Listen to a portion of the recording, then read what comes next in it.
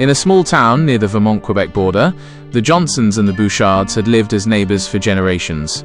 The Johnson family, with roots in New England's oak-laden hills, were American through and through.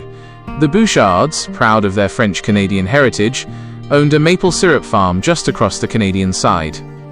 For years, the family shared not just a boundary, but also a bond.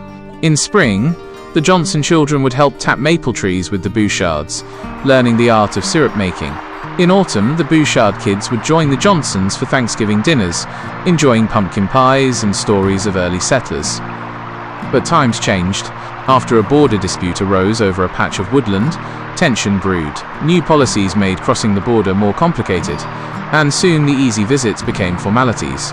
A once invisible line became a real divide. Amidst this, Emma Johnson and Luc Bouchard, the youngest of their families, maintained the old friendship. As teenagers, they would meet at a wooden bridge over a narrow creek that marked the border. They talked about dreams bigger than boundaries. Emma wanted to study environmental science in Montreal, and Luc dreamed of opening a cross-border eco-tourism business. One cold December, a powerful snowstorm struck, blocking roads on both sides. The Johnsons' farmhouse lost power, and their elderly grandmother, who needed oxygen support, was in danger. With no immediate help, Emma rushed through the snow, reaching the bridge.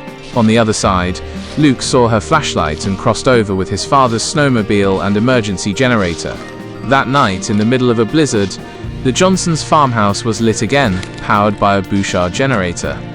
News of this act of neighborly courage spread across both towns. What politics had divided, humanity reconnected. The story didn't end there. Inspired by their family's history and the storm incident, Emma and Luc began a community project called Bridges Without Borders. It was a joint initiative promoting cultural exchange, environmental conservation, and emergency cooperation between the border towns of the USA and Canada. Slowly, the old traditions revived. Maple syrup festivals became binational events, where American and Canadian flags flew side by side. Families on both sides realized that their histories were interwoven, like the forests they shared. Years later, Emma and Luc, now married, turned the wooden bridge into a community heritage site, symbolizing unity across differences.